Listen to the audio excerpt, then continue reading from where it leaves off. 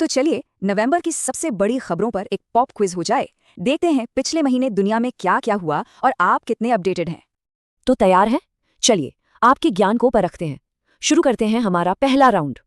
Okay, पहला round है विज्ञान, स्वास्थ्य और भविष्य पर।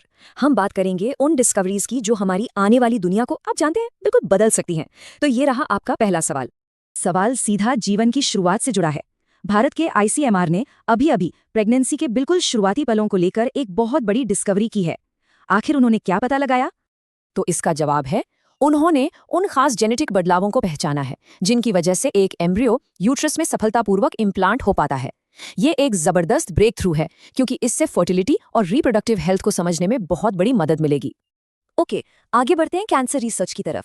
टाटा मेमोरियल सेंटर ने एक ऐसी लैंडमार्क स्टडी की है जो ट्रीटमेंट प्रोटोकॉल को बदल रही है। इस बड़े ट्रायल का नाम क्या था? इसका नाम है द बार्ट स्टडी। ये अपनी तरह का दुनिया का सबसे बड़ा ट्रायल है और इससे पता चला कि सर्जरी के बाद रेडिएशन देने से ब्लैडर कैंसर के वापस आने का खतरा काफी हद तक कम हो जाता है। सोचकर देखिए, ये हजारों मरीजों के लिए कितनी बड़ी उम्मीद है। अच्छा, अब पर्यावरण की बात करते हैं। भारत ने नेट जीरो एमिशन का एक बहुत एम्बिशियस गोल सेट किया है। टारगेट ईयर क्या है, याद है किसी को? सही जवाब है 2070।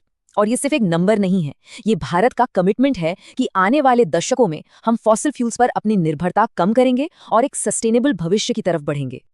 चलिए राउंड 2 में चलते हैं। अब हम साइंस से निकलकर गवर्नेंस, जस्टिस और ग्लोबल अफेयर्स की दुनिया में गोता लगाएंगे। यूक्रेन में एक एंटी करप्शन स्टिंग ऑपरेशन हुआ जिसका कोड नेम ग्रीक माइथोलॉजी के उस मशहूर राजा पर रखा गया जिसकी छूने से हर चीज सोना बन जाती थी। क्या नाम था इस ऑपरेशन का? इसका नाम था ऑपरेशन मिडास। बिल्कुल सही। ये नाम लालच पर एक परफेक्ट कमेंट है और ये भी दिखाता है कि कैसे इन्वेस्टिगेटिंग एजेंसीज क्राइम से लड़ने के लिए कितने क्रिएटिव तरीके इस्तेमाल कर रही हैं। तो यूक्रेन से वापस भारत आते हैं। यहाँ भी जस्टिस सिस्टम को मॉडर्न बनाया जा रहा है। भारत ने कंज्यूमर्स के लिए एक नया एआई पावर्ड पोर्टल लॉन्च किया है। इस प्लेटफॉर्म का नाम क्या है? इसका नाम है ई जागृति प्लेटफॉर्म। बेसिकली ये एक डिजिटल पोर्टल है जहां कोई भी, चाहे वो एमएसएमई हो या एनआरआई, अपनी कंज्यूमर कंप्लेंट्स फाइल कर सकता है। मतलब अब न्याय सिर्फ एक क्लिक दूर है। तो यहाँ देखिए, न्याय के दो अलग अलग रूप। एक तरफ है ऑपरेशन मिडास जो करप्शन पर सीधा हमला करता है, और दूसरी तरफ है ई जागृति जो टेक्नोलॉजी का इस्तेमाल करके सिस्टम को ही बेहतर बना रहा है। दोनों ही एक बेहतर समाज के लिए बहुत जरूरी हैं। और अब आते हैं हमारे फाइनल राउंड पर, कल्चर, सोसाइटी और अवेयरनेस। चलिए देखते हैं वो कहानियां जो हमारे आसपास की दुनिया को आकार देती हैं। सवाल आईएफएफआई यानी international film festival of India से है। जैसा कि हम जानते हैं, हर साल एक फोकस कंट्री होता है।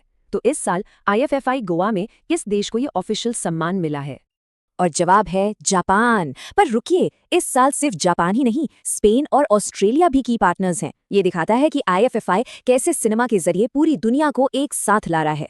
और हाँ, इस बार आईएफईस्टा और सिनेमा एआई हैकाथॉन जैसे नए इनिशिएटिव्स के साथ फेस्टिवल टेक्नोलॉजी को भी अपना रहा है। ओके, अब एक सवाल हिस्ट्री से। 17 नवंबर को दो अहम दिन मनाए जाते हैं। एक है नेशनल एपिलेप्सी डे और दूसरा है इंटरनेशनल स्टूडेंट्स डे। तो सवाल यह है कि इंटरनेशनल स्टूडेंट्स डे 1939 की किस खास घटना की याद दिलाता है? ये दिन 1939 में प्राग के उन स्टूडेंट्स की याद में मनाया जाता है जिन्होंने नाजी कब्जे के खिलाफ एक बड़ा आंदोलन किया था। उनकी हिम्मत और आज़ादी के लिए उनके बलिदान को ये दिन सलाम करता है। यह स्टूडेंट एक्टिविज्म की एक पावरफुल याद दिलाता है।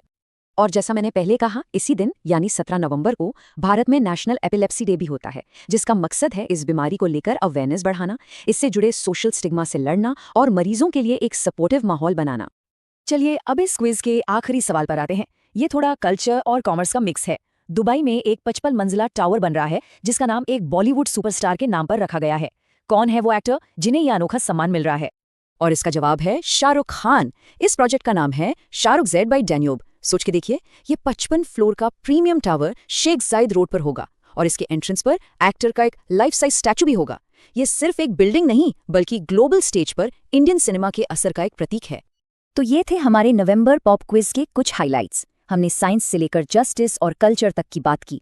पर जब हम इन सब अलग अलग हेडलाइंस को एक साथ देखते हैं तो इनसे सबसे बड़ा टेकअवे क्या है? जेनेटिक खोजें, एआई से चलने वाला न्याय, कल्चरल सेलिब्रेशंस, ये सभी हेडलाइंस एक तेजी से बदलती हुई दुनिया की तस्वीर दिखाती हैं। असली सवाल ये है, इनमें से कौन सा बदलाव हमारे भविष्य को सबसे ज्यादा परिभाषित करेगा? क्या वो साइंस होगा, टेक्नोलॉजी या फिर कल्चर? इसका जवाब शायद वक्त ही देगा। इस चर्चा में शामिल होने के लिए शुक्रिया।